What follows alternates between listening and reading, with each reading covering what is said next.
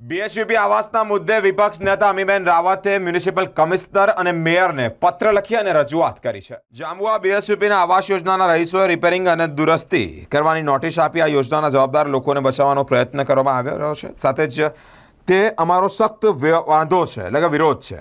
આ આવાસ યોજનાના લોકોને વૈકલ્પિક વ્યવસ્થા આપી આ જગ્યાને નવા આવાસો બનાવી તેમને ફાળવી આપવાની માંગ સાથે વિપક્ષ નેતા અમીબેન રાવતે મ્યુનિસિપલ કમિશનર અને મેયરને પત્ર લખી અને રજૂઆત કરી છે. જે વિષય છે તે અનુસંધાને જ જણાવવામાં આવી રહ્યું છે કે જાંબુઆના 67, 76 અને 83 જે રેજ નંબર કહેવાય તેને બીએસયુપી યોજના અંતર્ગત 928 આવાસોને બાંધીને ફાળી આપવામાં આવ્યા. તે અંતર્ગત તે પૈકીના 358 આવાસોને જર્જરી જાહેર કરવામાં આવ્યા છે. પાણી અને ડ્રેનેજના કનેક્શન કાપી નાખવામાં આવ્યા છે. 2 દિવસ પૂર્વે આવાસ પૈકી એક આવાસની છત ખરી પડી હતી. તેના કારણે એક મહિલાનું મૃત્યુ પણ નિપજ્યું હતું. આ સમાચાર બહાર આવતાની સાથે જ જીબી દ્વારા લાઇટ કનેક્શન કાપવાની તજવીજ હાથ ધરવામાં આવી હતી.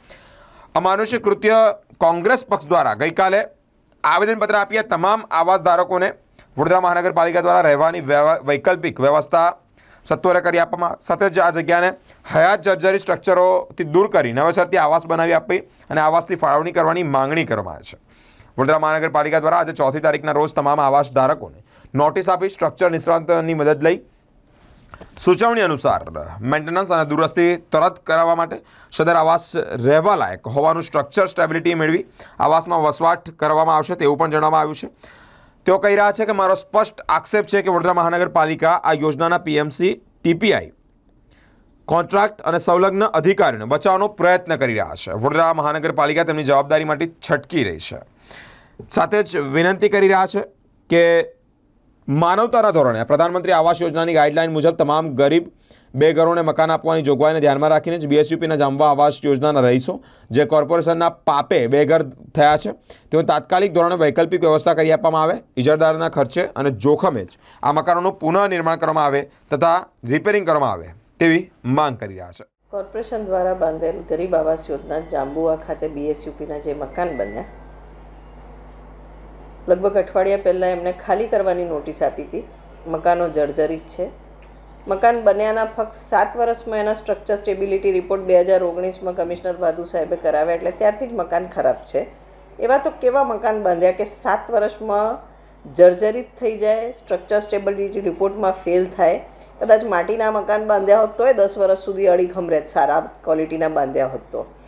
હવે ગરીબો પર એવું થોપી દેવામાં આવે છે કે આની મેન્ટેનન્સની જવાબદારી તમારી છે. વેરસ બીએસયુપી અંતર્ગત જે ગાઈડલાઇન્સ છે એ ગાઈડલાઇનમાં સ્પષ્ટ ઉલ્લેખ છે કે 12% જે ટોટલ ફંડ્સ આવ્યું એમાંથી રિટેન કરવાનું, એમાંથી રિવોલ્વિંગ ફંડ ઊભું કરવાનું ને એમાંથી મકાનોનું મેન્ટેનન્સ કરવાનું.